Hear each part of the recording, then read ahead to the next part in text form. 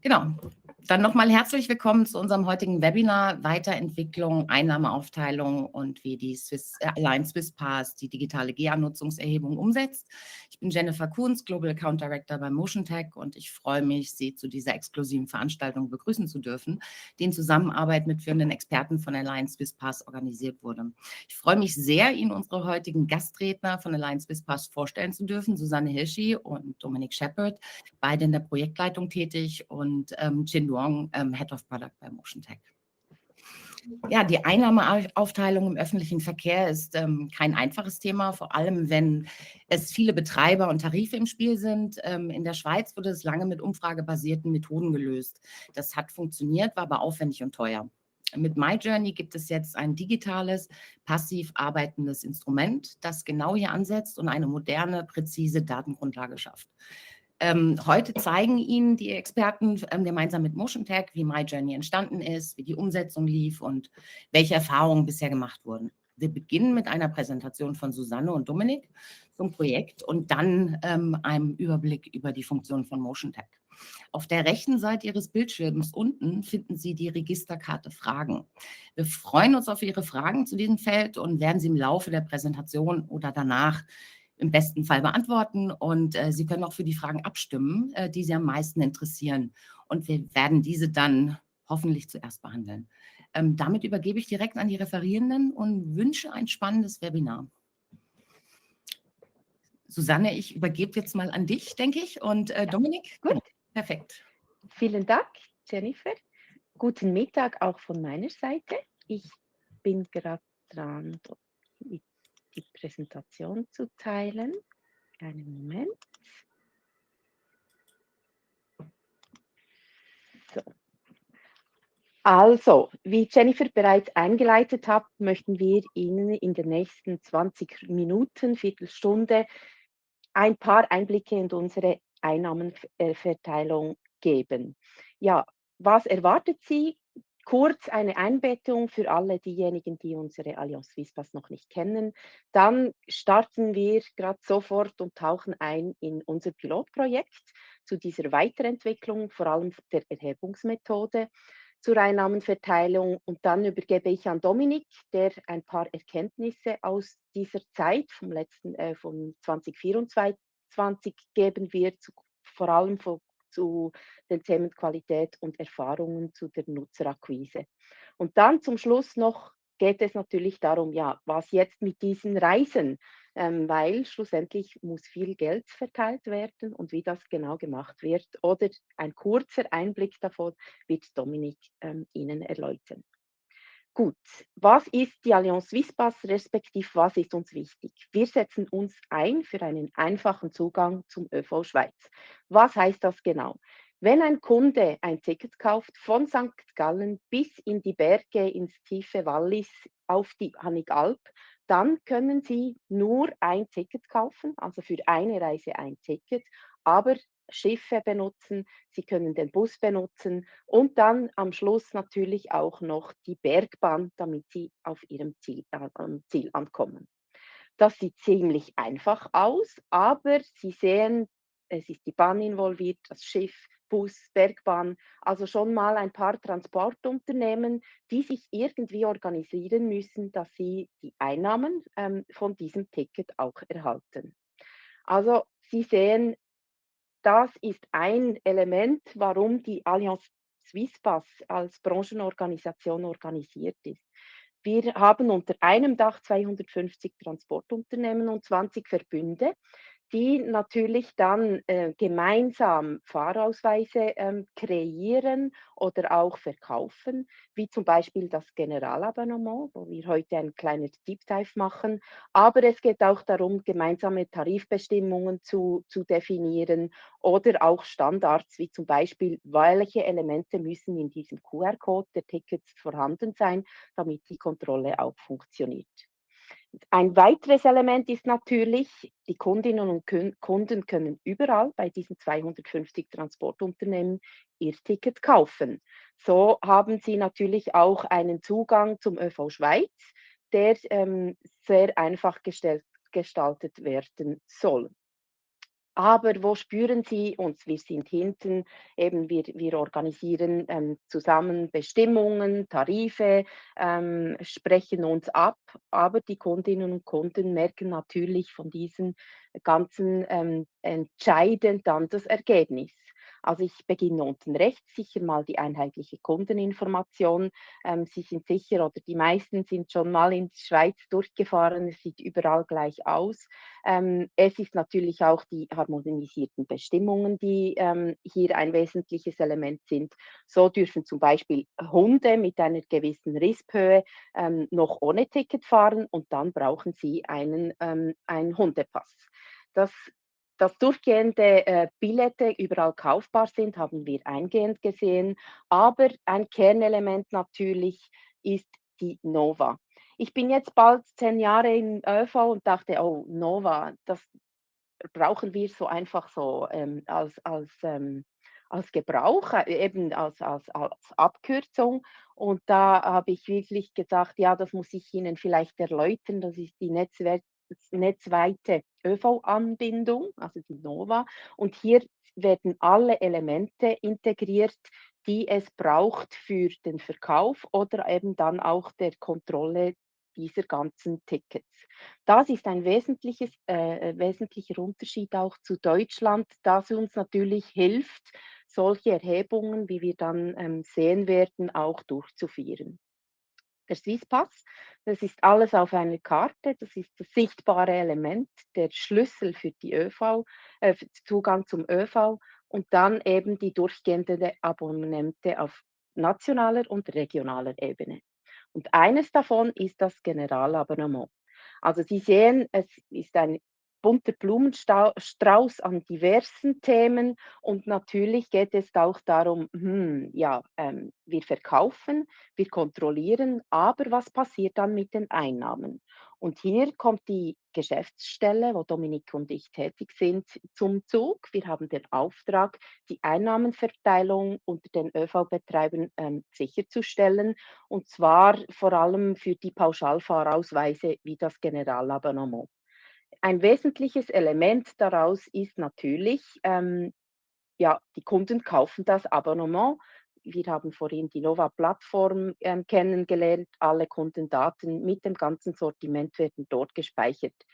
Diese werden natürlich dann genutzt, um die Kunden zu kontaktieren, damit wir wissen, wie sie zum Beispiel ihr Generalabonnement nutzen. Denn diese Konsumerhebungen sind notwendig, damit wir sicherstellen können, dass auch die Anteile korrekt und fair verteilt werden. Diese Reisen kommen dann zu uns. Wir haben ein Team, die kontrolliert auf die Richtigkeit, taxiert. Das ist dann der Bereich, der Dominik noch kurz erläutern wird. Und dann kommt die Berechnung dieser Verteilschlüssel, was wirklich nicht so einfach ja, wie ein vierter Punkt aussieht. Es sind sehr, sehr viele Schritte, die dann dazu führen, dass alle Transportunternehmen ihre Anteile erhalten. Was haben wir gemacht? Wir haben uns fokussiert auf ein Element dieser ganzen Einnahmenverteilung, um auch vergleichbare Resultate sicherzustellen. Und zwar die Kunden dokumentieren Reisen. Bis im Februar 2024 haben unsere Kundinnen und Kunden während 7 Tagen ihr Reisejournal online ausgefüllt. Ja, eben, ich nenne es immer Fragebogen, das ist so etwas, das man handfest ja, mitnehmen kann, aber es war natürlich online. Und da mussten sie sich erinnern, wo bin ich durchgefahren, wann, mit welchem Verkehrsmittel und haben uns diese Informationen überwiesen. Wir haben gesagt, ja eben, wie Jennifer auch eingehend gesagt hat, das geht vielleicht heute schon anders mit einer digitalen Variante, damit der Kunde nichts mehr tun muss, sondern uns mitnehmen kann in Form von einem Smartphone und so die Reisen automatisch aufgezeichnet werden. So haben wir das Pilotprojekt vom Februar bis Oktober parallel geführt. Also wir haben einerseits die Kunden wie mit der bisherigen Methode angeschrieben und andere Kunden aus einer anderen Stichprobe mit der neuen Erhebungsmethode. Und so konnten wir vergleichbare Ergebnisse erhalten, die wir dann auch gegenüberstellen konnten. Das war wesentlich, weil es kann auch zu Saisonalitäten kommen, Wetter spielt vielleicht eine Rolle und so haben wir vergleichbare Ergebnisse erzielt. Hier ein paar Ziele und Ergebnisse des Pilotprojekts. Also sicher, ich habe jetzt nicht alles mitgebracht, das wir untersucht haben, aber wesentlich war, wir müssen genügend Kundinnen und Kunden haben, die ihre Reisen automatisch aufzeichnen. Denn nur so haben wir genügend Reisen, die für die Einnahmenverteilung dann genutzt werden können. Also alle Kundengruppen, Altersklassen, Regionen waren zentral, dass die teilnehmen. Vor allem auch ich hatte zum Beispiel Bedenken bei den Senioren, lassen die sich überhaupt tracken? Und dann auch wollten wir einen längeren Erhebungszeitraum testen von 7 Tagen auf 28 Tage, weil wir ja nur in dem Sinn mitgehen mit dem Kunden und er irgendwie noch schriftlich festhalten muss. Das konnten wir bestätigen. Also das haben wir erreicht. Und Sie sehen auch die Reiseerfassung, Qualität war natürlich ein wichtiges Element. Denn nur dann können auch von uns, von der Geschäftsstelle sagen, ja, wir bringen genügend Qualität mit, damit diese Reisen auch genutzt werden können für eine faire Einnahmenverteilung. Also wir haben gefordert eine höhere Genauigkeit und Vollständigkeit der Daten, dann auch bessere Abdeckung vom Umstiegeorte. Zum Beispiel, wenn man von Chur nach Bern fährt, ist es möglich, sicher mal nach Zürich oder dann eben mit der SOB oder BS oder dann natürlich in Zürich auch mit der SBB zu fahren. Und dieser Unterschied macht natürlich dann in der Einnahmenverteilung einen wesentlichen Unterschied. Dann ein weiteres Element, wir haben in einer Vorstudie geprüft, inwiefern Beacons hier einen Mehrwert bringen und haben festgestellt, dass die Reiseerfassung durch den Einsatz der Bluetooth-Beacons noch präzisiert werden kann und so die Qualität nochmals erhöht. Und natürlich ein wesentliches Element sind die Smartphones. Bringen die genau gute das System, ist das überhaupt genau so gut, damit wir wirklich auch eine vollständige Reiseerfassung haben. Das sind ein paar Ergebnisse aus dem Pilotprojekt. Das haben wir dann aufgearbeitet und unseren Gremien der Allianz Swisspass präsentiert.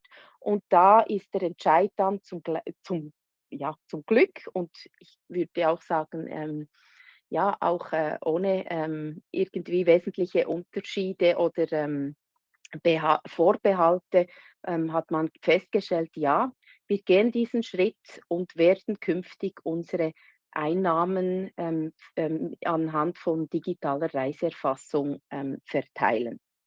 Genau. Das ist ein kleiner Einblick in die Ziele und Ergebnisse und ich übergebe gerne jetzt für die Erkenntnisse aus dem Pilotprojekt zu Dominik. Genau. Gut, vielen Dank, Susanne. Jetzt probiere ich, ob das klappt mit meinem Bildschirmteil. Wir haben da nicht genau die gleiche Präsentation. Moment schnell. So, ihr seht den Bildschirm gut. Gut, ich gehe auf einige konkrete Punkte aus eben noch dem Pilotprojekt ein. Das erste, das ist die Beurteilung der Qualität. Vielleicht so wichtig am Anfang. Der Qualitätsaspekt, das war natürlich eines der zentralen Themen im Pilotprojekt. Und als Anhaltspunkt oder quasi als Messlatte hatten wir eigentlich die bisherige Methode, sprich das manuelle Online-Reisejournal und also das, was das Pilotprojekt erzielen musste, ist eigentlich, dass wir da eine Methode haben, die besser ist als die bisherige Methode. Und ein Ausdruck, wie man das messen konnte, das war so diese Korrekturquote im Pilotprojekt. Das heißt eigentlich die aufgezeichneten Tracks innerhalb, welche aufgezeichnet werden, wie viel davon werden von den Kundinnen und Kunden korrigiert. Und korrigiert heißt in dem Fall, wenn angemerkt wurde, es stimmt vielleicht eine Haltestelle nicht, das war eine zu wenig weit oder zu weit oder das falsche Verkehrsmittel etc. Und da sind wir eben am Schluss auf diesen 4% gelandet. Das hat sich auch während dem Pilot mit diversen noch Entwicklungen noch verbessert. Also am Anfang war man bei 6, aber man hat dann eigentlich zusammen mit OceanTag da noch Mittel gefunden, wie man das noch verbessern konnte. Genau. Jetzt vielleicht noch kurz zu den Schwächen der bisherigen Methode. Bei der bisherigen Methode war es so, dass wir eine Dunkelziffer an nicht erfassten Reisen hatten. Und wie es so eine Dunkelziffer an sich hat, man kann sie nicht genau beziffern, oder? Aber wir hatten gewisse Anhaltspunkte, dass die nicht unbeträchtlich war. Und das ist natürlich ein Problem, wenn wir da, besonders wenn diese nicht erfassten Reiseinweiche eine Systematik dahinter haben. Und wir haben vermutet, dass wir vor allem bei den sehr kurzen Reisen übermäßig viele Reisen verlieren. Genau. Dann weiter hatten wir das Problem, dass wir bei gut 15% der erfassten Reisen, dass diese zwar erfasst wurden von den Kundinnen und Kunden, aber eigentlich nicht vollständig. Und nicht vollständig, das heißt primär, dass da Umsteigeorte vergessen gegangen sind, also dass da nicht alle Umsteigeorte angegeben wurde. Entsprechend hat das dann bei der Weiterverarbeitung dieser Daten waren relativ viele Annahmen und manuelle Korrekturen notwendig, was die Weiterverarbeitung aufwendig macht. Und ja, bisher war das ein bisschen auch der Flaschenhals in unserer ganzen Aufbereitung des GA-Verteilschlüssels. Also wir konnten da gar nicht viel mehr Reisen durchbringen, weil wir bei der Weiterverarbeitung ja, diesen Flaschenhals hatten.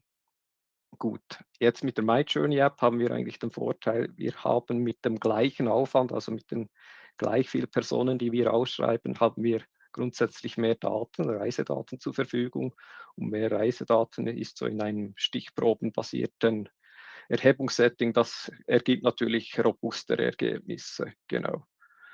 Und zusätzlich, das ist auch eine der wesentlichen Erkenntnisse aus dem Pilotprojekt, wir haben eine gewisse Verschiebung in Richtung Nahverkehr, also dieser Nahverkehr, den wir vermutet haben, dass der in der bisherigen Methode unterrepräsentiert war. Das haben wir gesehen, dass es da gewisse Verschiebungen gibt und das hat die Branche an sich auch so zur Kenntnis genommen und trotzdem entschieden, ja, das ist der richtige Weg, das ist genau, wir machen das für die Zukunft so. Gut, nur noch ein paar Erkenntnisse zur Nutzerakquise im Pilotprojekt. Wir haben im Pilotprojekt noch verschiedene Elemente ausprobiert, wie diese Nutzerakquise, vor allem die Teilnahmebereitschaft verbessert werden konnte oder welche Elemente da einen Einfluss haben. Und Susan hat es schon genannt, wir haben eine wichtige Grundlage, wir haben eine zentrale Kundendatenbank und von dieser schreiben wir eigentlich, da machen wir eine Stichprobe jeden Monat, schreiben die 2-mal pro Woche, gehen da rund 500 Kunden werden eingeladen und genau. Und die Frage ist natürlich jetzt, ja, wie werden diese Kunden eingeladen? Man hat im Pilotprojekt zwei Befragungselemente probiert. Hört ihr mich noch? Ich habe da eine Fehlermeldung. Okay, das scheint zu funktionieren. Noch laut und deutlich, allerdings ist das Mikro, glaube ich, umgeschaltet, aber alles sehr gut. Okay. Das eine war der Brief und das andere das E-Mail, das wir bei der klassischen Erhebung eingesetzt haben. Und das hat gezeigt, mit dem Brief haben wir circa 3-mal höhere Teilnahmebereitschaft. Also das hat einen sehr großen Einfluss des Erhebungs, also wie man die Kunden zuerst kontaktiert.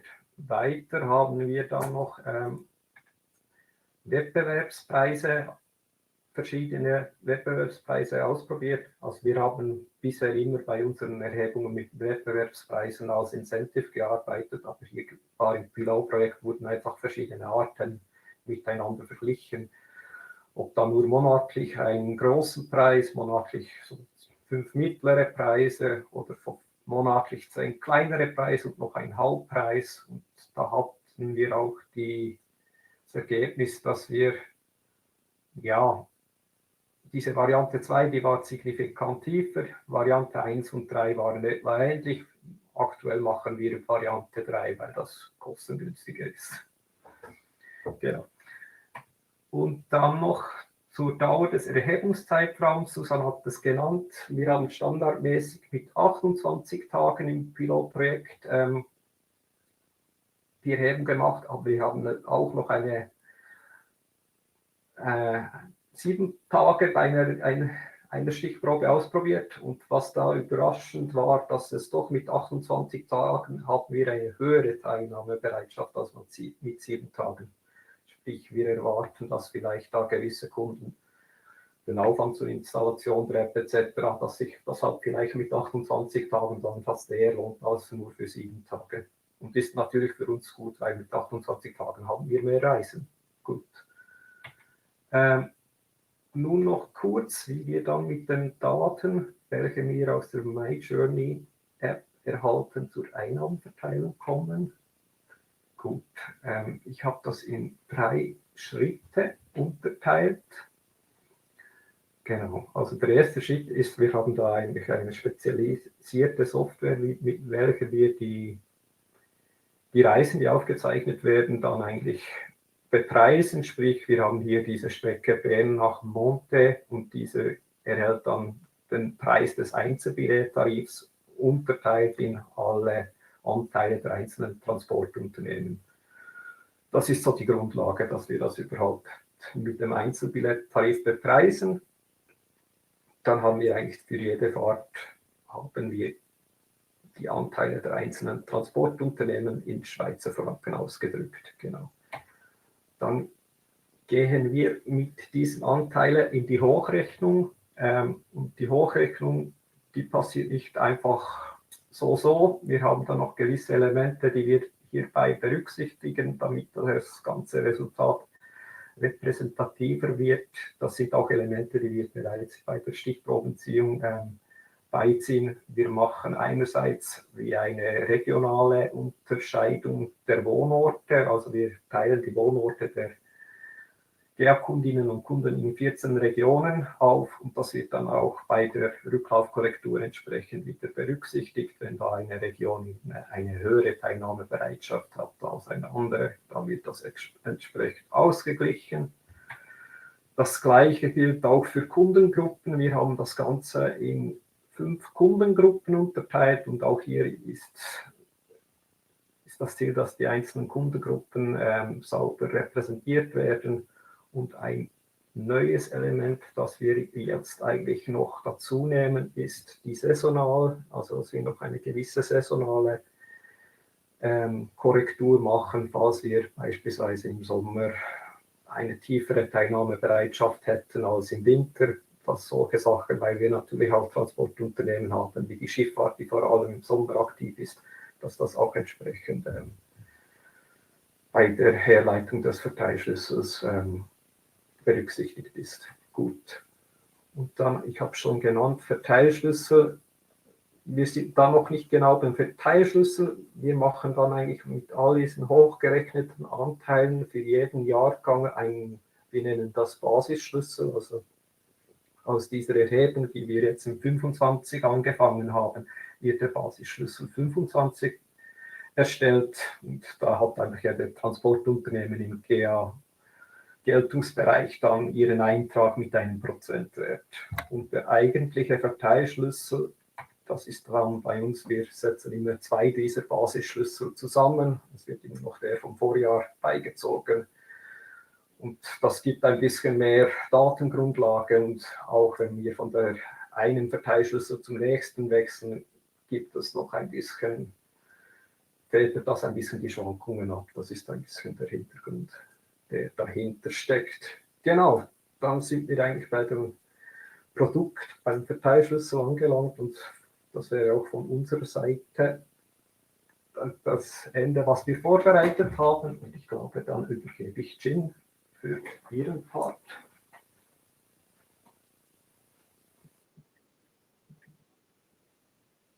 Es sind auch schon ein paar Fragen sozusagen eingetroffen.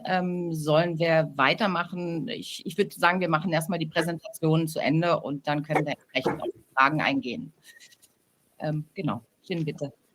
Vielleicht beantworte ich ja auch manche Fragen, die noch auftauchen, jetzt schon während der Präsentation. Okay.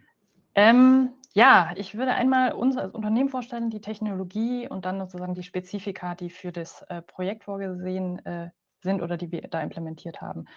Wir sind ein Softwareunternehmen, gute 10 Jahre alt, mit Standort in Berlin, sind aktuell 22 ExpertInnen aus den Bereichen Software Development, Machine Learning, Geodaten, ÖPNV und Mobilität. Genau, und arbeiten mit Sensortechnologie auf Smartphones. Und mittlerweile ist es so, dass wir ja, in vor allem 3 verschiedenen Kundensegmenten aktiv sind. Zum einen haben wir viele öffentliche Projekte und arbeiten mit öffentlichen Behörden. Sozusagen in die große Gruppe würde ich sagen, die Allianz Swiss Pass sitzt so ein bisschen dazwischen, zwischen ähnlich zu einer öffentlichen Behörde, aber auch irgendwie im Bereich Verkehrsunternehmen. Und dann haben wir aber auch ganz viel Projekte und Partnerschaften und Kunden im Bereich Forschung, akademische Forschung, Forschungseinrichtungen, aber auch private Forschung im Mobilitätsbereich. Für unsere Software und gerade weil wir von Tracking reden, ist es immer sehr wichtig, noch dazu zu sagen, das Ganze ist natürlich immer DSGVO-konform umgesetzt, in der Schweiz auch datenschutzgesetzkonform. Das ist sehr wichtig und es ist uns auch sehr wichtig, dass das Datenschutz immer hochgehalten wird. Uns interessieren als Unternehmen auch jetzt gar nicht so sehr die einzelnen Personen, die sich tracken, sondern es geht sozusagen um die aggregierte Erhebung und Use Cases sind eben beispielsweise wie hier die Einnahmenaufteilung, wo es letztendlich nicht um die Einzelperson geht. Genau, hier sind so ein paar Beispiele von Kunden. Wenn man das auf verschiedene Anwendungsfälle versucht zu mappen, dann haben wir eigentlich 4 große Bereiche, in denen die Technologie angewandt wird. Das eine ist im nationalen Bereich, wo wir ja, tatsächlich auf einer nationalen Ebene Mobilitätserhebungen durchführen, mittlerweile auch. Wir bereiten gerade in Österreich die nationale Erhebung vor, die es in ähnlicher Form in Deutschland und in der Schweiz auch gibt. Genau, für sozusagen österreichische Verkehrsministerium. Seit einer Weile schon funktioniert die Marktforschung für die Deutsche Bahn auch im Hintergrund, unter anderem auch mit unseren Daten oder mit unserer Tracking-Technologie, wo eben auch erhoben wird, wie ja, sich Menschen in Deutschland fortbewegen und wie bestimmte Mobilitätsformen genutzt werden. Dann haben wir spezifisch im ÖV tatsächlich viele Anwendungsfälle im Bereich Einnahmenaufteilung. Das Projekt mit der Allianz Swiss Pass ist ja sozusagen eins der sehr erfolgreichen, wo die Zusammenarbeit tatsächlich auch für uns sehr aufschlussreich und Gewinn bringt, ist, wir haben aber in ähnlicher Art und Weise auch in Österreich die Einnahmenaufteilung für das Klimaticket. Das läuft auch schon länger, funktioniert im Detail ein bisschen anders, aber im Kern eben auch mit einer dezidierten App, die sich Klimaticket-Besitzende installieren können, um bei der Marktforschung für das Ticket mitzumachen. Und in Deutschland haben wir jetzt schon seit einer Weile auch die Integration in die BVG-Fahrinfo-App mit dem Ziel, das auch für die Einnahmenaufteilung in Deutschland nutzbar zu machen. Soweit ist die BVG aber noch nicht. Genau, und daneben haben wir, wie gesagt, auch ganz viele akademische Forschungsprojekte, die mit der Technologie unterstützt werden. Und dann haben wir noch ein ganz anderes Anwendungsfeld, das ist so im Bereich von nachhaltigen Treueprogrammen, wo es Apps gibt, die sozusagen mithilfe des Mobilitätstrackings zum Beispiel nachhaltiges Mobilitätsverhalten belohnen. Und da funktioniert aber sozusagen die Logik und der Fokus dessen, wie die App, wie die Daten genutzt werden, nochmal ganz anders. Wie funktioniert das Ganze? Es gibt immer irgendeine App. Das kann eine App von uns sein, das kann aber im Beispiel der BVG oder auch von diesen Nachhaltigkeitsbelohnungs-Apps, wo das der Fall ist, dass eine externe App sozusagen unsere Technologie als technologisches Modul integriert. Und dann gibt es eben diese App, wo das Tracking angemacht wird. Das ist immer ein Opt-in-Verfahren, wo User sich aktiv dafür entscheiden, das mitzumachen. Das geht auch gar nicht, also geht technisch nicht anders, geht rechtlich auch nicht anders. Und dann wird auf die Sensorik des Telefons zugegriffen, das heißt Standort, das heißt aber auch andere Sensoren, wie zum Beispiel der Beschleunigungssensor. Das wird dann verarbeitet von unserer Algorithmik auf zertifizierte Infrastruktur. Auch da ist Datensicherheit immer sehr wichtig auf europäischen Servern. Und letztendlich unter anderem in Machine Learning Modellen verarbeitet, um eben automatisch die verschiedenen Fahrtsegmente zu erkennen und auch die Verkehrsmittel zu erkennen, bis hin zu Wegezwecken.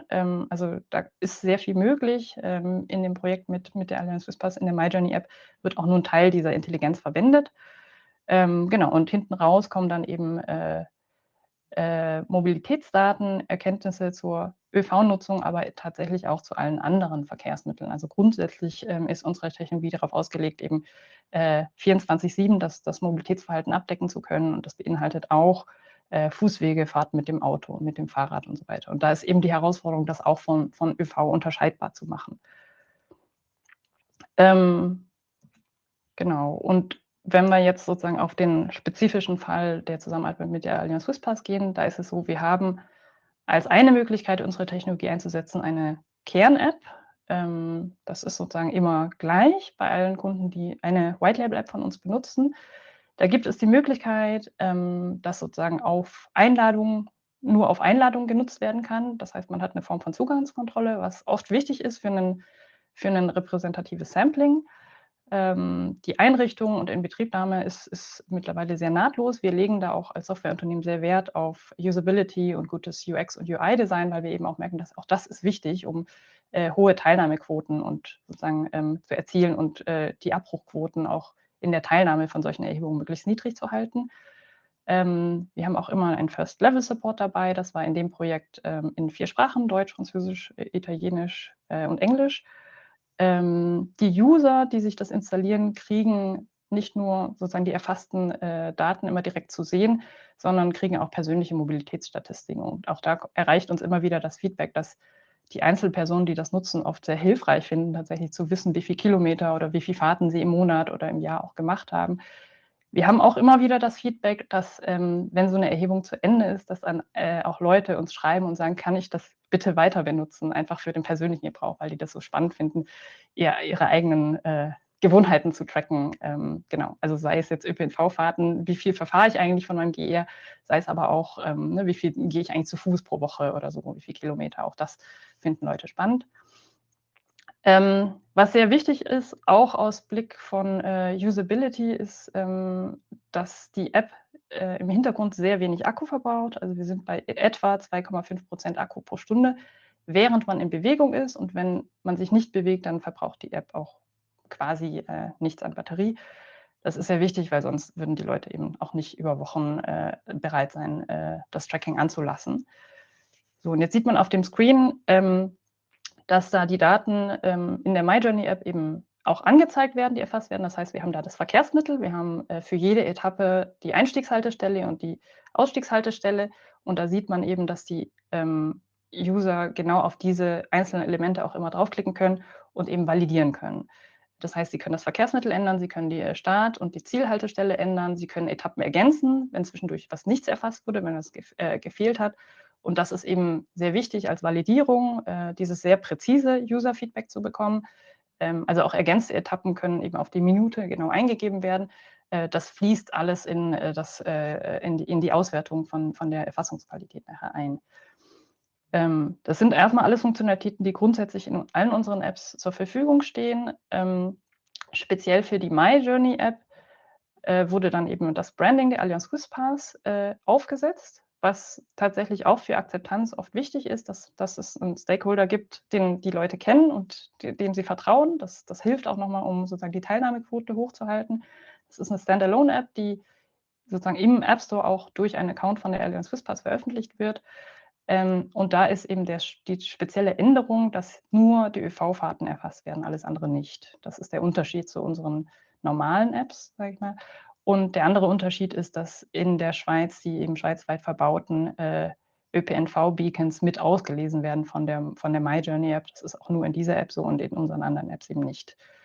Genau, und weil das Ziel auch der App ist, nur ÖV-Fahrten zu erkennen mit der Strecke und den Zeitstempeln und alles andere eben auch nicht zu erfassen. Genau, das ist eine spezielle Änderung gewesen. Was hinten rauskommt, wir haben vorhin schon gehört, dass wir eine sehr hohe Datenqualität erzeugen. Wir haben eine Erfassungsgenauigkeit von mehr als 96%. Das deckt sich auch mit dem, was wir in anderen Projekten sehen. Da sind wir zum Teil auch bei 97% plus, aber da werden ja auch genau noch andere Verkehrsmittel mit erfasst. Was wir auch sehen und was ich glaube auch für das Vertrauen in die Datenqualität hilft, ist, dass wir eine sehr, sehr hohe User-Validierungsquote haben. Also das ist für User im Prinzip eine freiwillige Aktion, dass man eben validieren kann, ist das korrekt, ist das nicht korrekt, möchte ich was ändern. Und da ist es so, dass wirklich sehr viele User das freiwillig machen. Und auch das ist für uns eine Frage des Designs. Gutes UX-Design, UI-Design ist eben so gemacht, dass es sehr einfach ist, für Leute eine App zu bedienen. Und je einfacher es ist, desto mehr machen eben Leute auch mit und machen bestimmte Interaktionen in der App. Genau, Sie können Fahrten korrigieren, ergänzen. Wir haben aber auch zusätzlich im Hintergrund noch die Informationen dazu, welche Geräte es sind, welche Betriebssysteme es sind, welche Einstellungen bestimmte auf dem Telefon vorgenommen werden, die vielleicht die Qualität beeinflussen können. Und wir wissen natürlich auch, ob und welche Beacons erfasst wurden für eine Fahrt. Und auch das fließt alles sozusagen in die Gesamtbetrachtung von Qualität mit ein. Genau, und im Hintergrund, das ist in der Schweiz weniger wichtig, wir haben das schon von Nova gehört, wissen wir natürlich auch, welche Fahrplandaten uns vorliegen. Das ist in der Schweiz insgesamt eine sehr gute Grundlage, weil es eben diese nationalen Schnittstellen gibt und national sozusagen immer eine Verlässlichkeit da ist, dass man aktuelle Fahrpläne hat. Das ist in anderen Regionen für uns noch relevanter zu wissen, gab es einen Fahrplan und von wann ist der und haben wir überhaupt eine Datengrundlage, die uns die Chance gibt, da wirklich auch eine gute ÖPNV-Erfassung hinzukriegen. Genau. Zuletzt, Exzellenz steht in enger Kollaboration mit unseren Kunden, habe ich da geschrieben. Das haben Dominik und Susanne vorhin auch schon erwähnt, dass wir im Laufe des Projektes auch gemeinsam noch bestimmte Qualitätsverbesserungen erzielt haben. Das ist uns auch immer sehr wichtig, da in engem Austausch zu bleiben. Und das fängt an schon beim Sampling und bei der User-Rekrutierung. Wie spricht man Leute an? Wie verzahnt ist das auch mit dem UX-UI-Design und mit bestimmten Prozessen in der App? Bis hin eben zu, wo hakt es bei der Qualität, worauf schaut der Kunde, worauf schauen wir, wie kommt man da zusammen, dass wir auch ein gemeinsames Verständnis daran haben, wo es noch hakt und wo es noch besser werden kann. Und schätzen wir auch sehr, dass wir da immer in sehr engen Austausch waren und weiterhin sind, um eben zu gucken, wie können wir das gemeinsam verbessern. Genau, das wäre es jetzt soweit von mir und ich glaube, wir haben mittlerweile einige Fragen. Ja, tatsächlich. Also wir hatten natürlich auch einige Fragen vorbereitet im Fall, dass das Publikum nicht ganz so frage- oder redefreudig ist.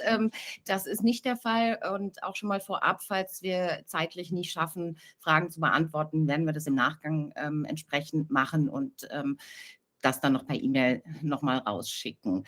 So, es sind sehr viele Votes. Mirko Rüde fragt, wie wird für die Stichprobe sichergestellt, dass die Teilnahmebereitschaft von häufig und seltenen Nutzern gleich ist? Ich würde sagen, das gebe ich mal an Susanne und Dominik. Ja, ich probiere das mal ein bisschen zu erläutern. Also grundsätzlich ist es so, also wirklich selten Nutzer, das haben wir beim GA eher selten. Also kostet ja auch einiges so ein Generalabonnement. Also wir haben so, es gibt sicher häufig Nutzer und solche, die vielleicht so an der Grenze sind, ob sich das überhaupt lohnt oder nicht, ein Generalabonnement zu kaufen. Aber so richtig ganz selten Nutzer, das haben wir eher selten, wenn dann noch am meisten bei den Senioren, die dann vielleicht im Sommer mehr unterwegs sind etc. Und in der Stichprobe ist es, also es war etwas, das man im Pilot untersucht hat, wie viele unterschiedliche Fahrten haben die einzelnen User, die wir getrackt haben, also wie ist die Bandbreite von der Anzahl Fahrten, und da hatten wir eine recht große Bandbreite, also das war eine Erkenntnis vom Pilot, dass wir da eigentlich ziemlich gut abgestützt sind, dass wir da in der Stichprobe nicht noch zusätzlich eingreifen müssen. Und ist natürlich auch der Vorteil, dass wir 28 Tage haben. Also mit 7 Tagen war das da immer noch mehr ein Thema, dass die Frage, hat jemand nicht teilgenommen, weil er nicht teilnehmen wollte oder weil er vielleicht wirklich in dieser Woche gar keine Fahrt gemacht hat. und darum nicht teilgenommen habt. Und bei 28 Tagen ist das schon mehr, also die allermeisten unserer GA-Kunden sind mindestens einmal im Monat mit dem GA unterwegs. Ja. Ja, danke. Wie stellen Sie die Repräsentativität der Kundengruppe zur Fahrgastgrundgesamtheit her? Okay, ja, dann probiere ich auch noch mal etwas dazu zu sagen. Also die Kundengruppen, die sind für uns wie vordefiniert, weil es auch verschiedene GA-Typen gibt. Also es gibt eben auch das GA für Senioren, das hat einen tieferen Preis als beispielsweise das normale Generalabonnement. Und wir bilden in dem Sinne für jede dieser 5 Kundengruppen, die wir haben, wie einen einzelnen Teilschlüssel. Und dieser Teilschlüssel wird dann eigentlich umsatzgewichtet zusammen zu diesem Basisschlüssel zusammengesetzt. Und das ist eigentlich ein Entscheid, den die Branche so getätigt hat, dass man das eben anhand des Umsatzes dieser einzelnen Teilgruppen zusammensetzt.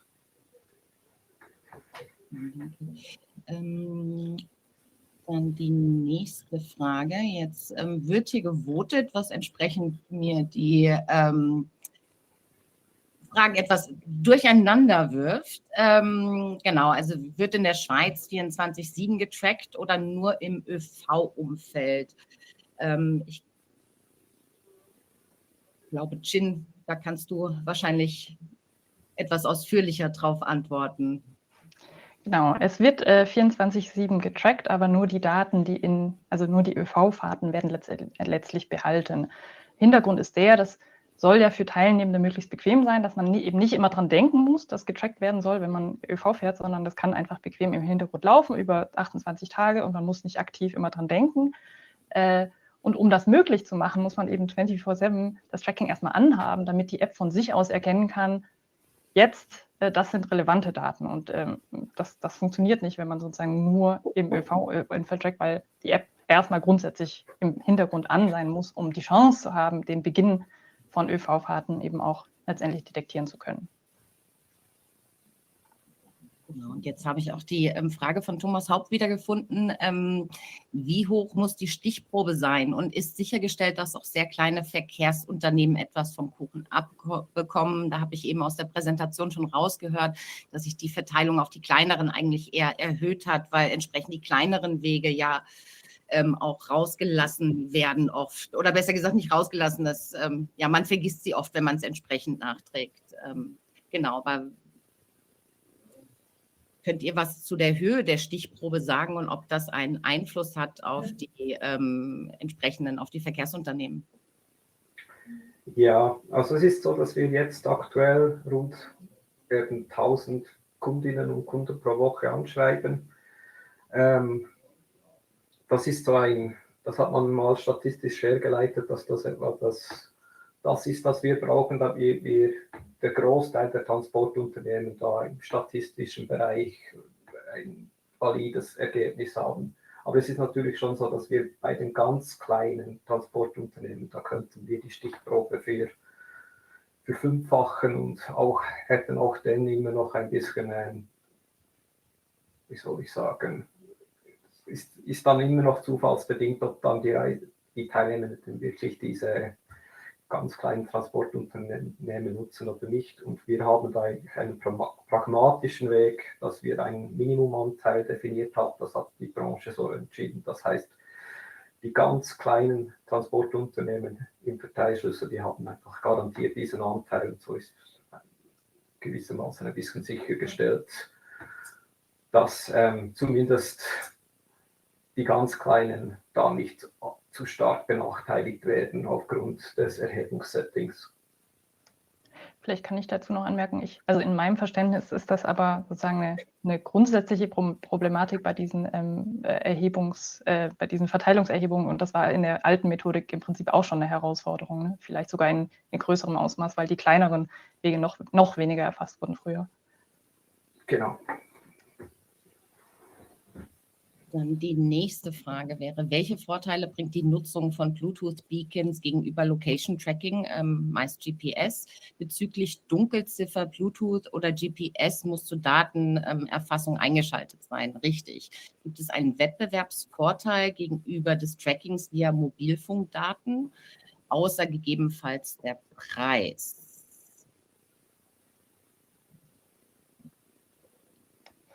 Ja, vielleicht beantworte ich das erstmal aus technischer Sicht, aber sozusagen die Frage, ich glaube, zu den Beacons würde ich auch gleich nochmal an die Allianz SWISPASS raten, weil ich glaube, das ist auch sozusagen in dem größeren Kontext der Allianz SWISPASS-Strategie sich einordnet. Genau, also auf technischer Sicht ist es so, natürlich hat man, wenn man Bluetooth-Beacons dazu nimmt, einfach noch sozusagen einen Sensorpunkt mehr, den man sich bedienen kann, und das erhöht natürlich die Wahrscheinlichkeit, dass, wenn ich ein Beacon sehe, dass es auch tatsächlich ÖV ist. Aber auch das ist nicht immer fehlerfrei. Da muss man sozusagen im Detail dann auch gucken. Man will ja nicht, dass, wenn Leute mit dem Fahrrad irgendwie am Bahnhof vorbeifahren oder am Bus vorbeifahren oder zu Fuß vorbeigehen, dann will man auch nicht aus Versehen eine ÖV-Fahrt erfassen. Also auch das ist nicht bulletproof, wie man so schön sagt.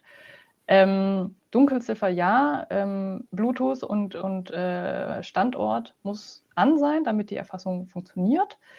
Da ist in unserer praktischen Erfahrung tatsächlich Bluetooth das größere Problem, weil es einfach sozusagen im normalen Userverhalten so ist, dass es mehr User gibt, die ab und zu mal Bluetooth an- und ausmachen, weil sie irgendwie, keine Ahnung, Kopfhörer an- und ausstellen oder was auch immer.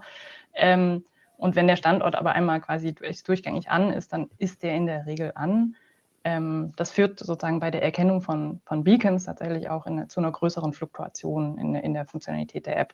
Also es ist so, dass tatsächlich wir bei nicht so wenig Fahrten keine Beacons sehen, obwohl wir eigentlich wissen, sie müssten grundsätzlich in der Schweiz überall da sein. Und das liegt eben daran mutmaßlich, dass die Leute viel öfter Bluetooth an- und ausschalten, als sie das beim Standort tun. Genau, und vielleicht zu der Frage noch zu den Mobilfunkdaten. Mobilfunkdaten, da ist die Verkehrsmittelerkennung einfach nicht so gut. Wenn wir vor allem über den lokalen Nahverkehr in innerstädtischen Raum reden, da kriegt man über Mobilfunkdaten das nicht so sauber hin, dass man sagen kann, welches Verkehrsmittel war es. Also man hat so grob die Fortbewegung von Personen von wo nach wo, aber man weiß nicht, mit welchem Verkehrsmittel. Und deswegen ist es für die Zwecke von ÖV-Fahrtenerkennung in der Regel nicht ausreichend gut mit Mobilfunkdaten zu arbeiten. Aber vielleicht will vorhin Susanne oder Dominik noch was zu dem Grundsätzlichen, was ist der Vorteil von Beacons, sagen?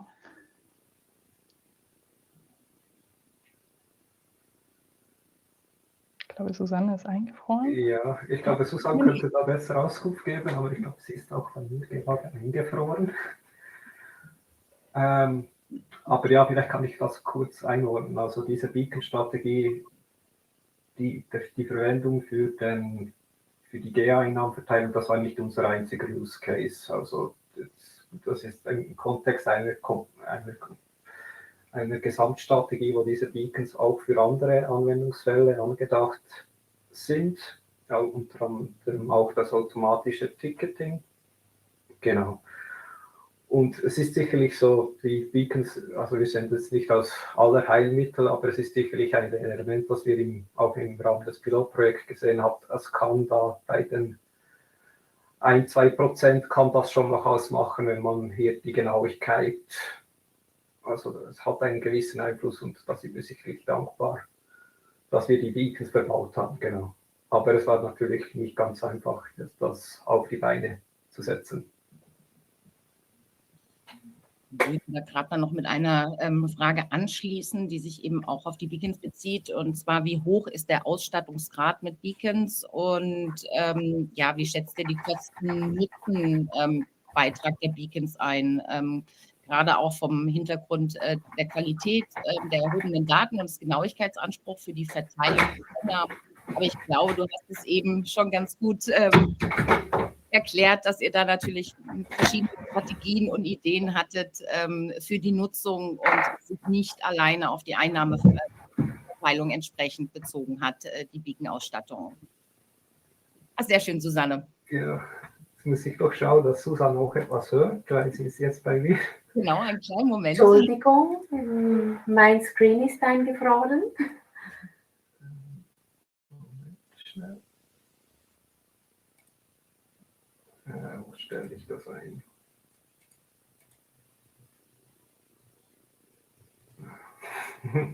Die Tücken der Technik. So.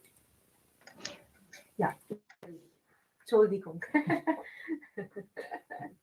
Gar kein Problem, Susanne. Schön, dass du wieder da bist.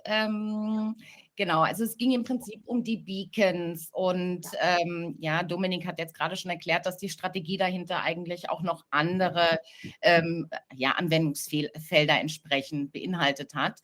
Und jetzt wird gefragt, wie hoch der Ausstattungsgrad mit Beacons ist und wie ihr den Kosten-Nutzen-Beitrag der Beacons einschätzt und auch von dem Hintergrund der Qualität der Daten und des Genauigkeitsanspruchs für die Verteilung der Einnahme. Ja, gut, also vielen Dank. Also zur Abdeckung kann ich dazu sagen, dass wir wirklich nach einer Abstimmung, demokratisch, wie halt in der Schweiz das so passiert, die Ausstattung der Fahrzeuge mit Beacons, diesem Antrag wurde zugestimmt über alle Transportunternehmen. Und daher haben wir das von uns hier koordiniert und so weit beauftragt, dass alle Fahrzeuge mit Beacons ausgestattet werden müssen. Also wir haben gesagt, wie viele, mit welchem Abstand nach allen Verkehrsmitteln. Und dann aufgrund dessen haben wir natürlich gesagt, ja gut, eben, es gibt noch weitere Zwecke, wie Dominik wohl erläutert hat. Und dem wurde dann natürlich auch zugestimmt, weil auch zum Beispiel im Rahmen vom automatischen Ticketing die Beacons auch wiederum einen zusätzlichen Nutzen stiften können. Das haben wir dann auch noch nebst der Einnahmenverteilung getestet mit einem Feldtest, mit diversen Reiseerfassungssystemen und konnten dort feststellen, dass wirklich der Einsatz der Beacons einen Einfluss hat auf die Genauigkeit. Aber eben, es ist, wie Jim bereits gesagt hat, es ist ein Algorithmus. Man muss sicherstellen, dass wirklich dann das richtige Signal begreift, dass nicht ein Fußgänger oder respektive ein E-Bike hinter dem Bus dann als Bus funktioniert. Aber wir haben festgestellt, dass gerade im Nahverkehr dies ein wesentliches Element ist, diese Erfassung mit den Beacons, um die Genauigkeit zu erhöhen. Genau. Und was war noch die zweite Teil? Kosten-Nutzen.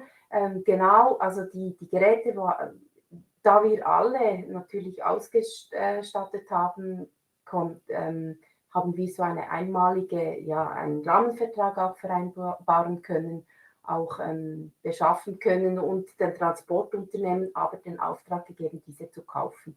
Und wir haben ein Beacon-Management-System, das bei uns in der Geschäftsstelle koordiniert wird. Die SBB betreibt das und dort sehen wir natürlich auch, können wir monitoren, wer hat installiert, wer nicht, damit das auch zentral getrackt werden kann und angeschaut werden kann. Und eben, jetzt auch fürs automatische Ticketing werden sie eingesetzt, auch für die Kundeninformation, dass man auch wagenscharfe Informationen bereitstellen kann. Also es ist strategisch ein größeres Ziel dahinter, als jetzt nur für die Einnahmenverteilung in Anführungszeichen. Vielleicht kann ich noch aus technischer Sicht ergänzen, bei sozusagen der Vollausstattung in der Schweiz ist aus technischer Sicht für uns auch sehr entscheidend. Und da finde ich tatsächlich dieses Beispiel hier mit der Allianz Swiss Pass ist so ein Lehrstück von, wie rollt man technologische Innovation auf einer nationalen Ebene erfolgreich aus. Da ist tatsächlich entscheidend, dass es dieses zentrale Beacon-Management auch gab. Also selbst wenn die Beschaffung irgendwie dezentral war, dass es so einen zentralen Rahmenvertrag gab, dass es eine zentrale Beacon-API gibt, weil also die Beacons alleine sind wertlos ohne sozusagen die Hintergrundinformation dazu, dass man eben nachgucken kann, dieses Beacon gehört zu diesem Verkehrsunternehmen oder dieses Beacon gehört zu folgendem Verkehrsmittel. Und das können wir als technischer Anbieter dann eben über diese zentral gesteuerte API nutzen. Das heißt aber auch, dass sozusagen alle beteiligten Verkehrsunternehmen an diese API angebunden sind und eben sich auch darauf committed haben, die Daten da zu pflegen. Und wenn eben neue Beacons installiert werden und ausgetauscht werden, dass dann das auch entsprechend immer in dieser Schnittstelle auf einer nationalen Ebene sozusagen geupdatet wird. Und das ist halt wahnsinnig viel wert, dass man diese zentralen Schnittstellen hat. Genau. Ich glaube, also noch eine ganz schöne Frage ist, wie wurden die beteiligten Verkehrsunternehmen eingebunden und welche Reaktionen gab es? Gut, also wir haben zum Glück, weil wir als Dachorganisation organisiert sind, diverse Gremien, Arbeitsgruppen, Kommissionen, wir haben den Strategierat und eben dann die Gesamtumfrage, wo alle mit einbezogen werden. Wir haben Newsletter, die bei uns erstellt werden und da haben wir darauf geachtet oder ich hatte die Gesamtprojektleitung, damit wir wirklich überall präsent waren, in allen Gefäßen. Es gab Branchentagungen, aber auch regionale Branchentagungen. Von daher war wirklich das Ziel vorher und dann auch während der ganzen Durchführung immer die Informationen groß zu behalten. Und natürlich, was interessiert ein Transportunternehmen? Dass es dass die Einnahmenverteilung fair funktioniert, dass sie wirklich auch genügend Einnahmen bekommen, weil oftmals für Kleinere ist das ein wesentlicher Faktor, auch allgemein, dass die Qualität hoch ist. Und da haben wir wirklich auch regelmäßig informiert über all unsere Gefäße, die wir haben, über alle Gremien. Sie müssen sich vorstellen, in den Kommissionen sind auch Spartenvertreter, zum Beispiel Nahverkehr oder dann Fernverkehr, und die sind gewählt, um eben ihre Sparten auch in diesem Sinne die Entscheide herbeizuführen. Also von daher eben die Reaktionen sicher auch zu den Beacons waren unterschiedlich. Logisch, man muss etwas wie tun, aber wir konnten aufzeigen, was sie dann natürlich auch erhalten. Und jetzt gerade in der Einnahmenverteilung war das natürlich ein wesentlicher Vorteil, weil sie auch daran interessiert sind, dass die Qualität entsprechend hoch ist. Vielen Dank. Also ich würde noch eine Frage, also weil die Zeit langsam knapp wird, wie geht ihr denn mit minderjährigen GA-Nutzern um? Also es ist so, dass wir grundsätzlich, das ist aus datenschutztechnischer Abklärung, ist es so, dass wir ab 16 Jahren schreiben wir die Kunden an. Alle, die jünger sind, schreiben wir gar nicht erst an. 16 Jahre, ich glaube, das ist auf Basis Urteilsfähigkeit, beruht diese Einschätzung. Da fängt eigentlich dann auch unser Sortiment GA-Jugend an mit 16 Jahren. Sprich, GA-Kind haben wir nicht in der Umfrage, wird aber irgendwie in die Hochrechnung einberechnet. Aber das ist spezielle Geschichte. Ich glaube, das. Okay. Vielleicht schaffen wir noch eine. Ich glaube, wie schnell nach der Erhebung stehen denn euch die Daten für die ERV zur Verfügung und wie lange dauert diese Prüfung? Gut, also es ist grundsätzlich so, also wir können mehr oder weniger zeitnah das einsehen, aber wir greifen auf die Daten eigentlich immer mit einer Verzögerung von 3 Wochen zu. Also wir machen jede Woche einen Export und der ist wie die Daten vor 4 Wochen. Und das hat den Grund, dass die Teilnehmenden und Teilnehmer noch die Gelegenheit haben, rückwirkend Korrekturen anzubringen. Und wenn wir das sofort auswerten, dann haben wir natürlich diese Korrekturen nicht drin. Das ist der Grund. Genau, und unser Ziel ist es auch, dass wir die ganze Verarbeitungspipeline am Ende, dass wir das auch nutzen, dass wir da aktuellere Daten, schnellere Daten haben, um da schneller zur Erkenntnis zu kommen. Aktuell, das ist noch ein bisschen Work in Progress, aber bisher war der Prozess sehr so, man hat mit der alten Erhebung einfach die ganze Erhebung gemacht, dann die ganze Auswertung und dann hat man das Resultat. Und jetzt haben wir natürlich das Potenzial, da eigentlich zeitnahe Erkenntnisse etc. zu gewinnen. Das wollen wir auch nutzen. Ja, vielen Dank. Ja, man merkt dann doch wieder, wie schnell eine Stunde dann doch verfliegt. Wir sind dann sozusagen am Ende des Webinars schon angekommen.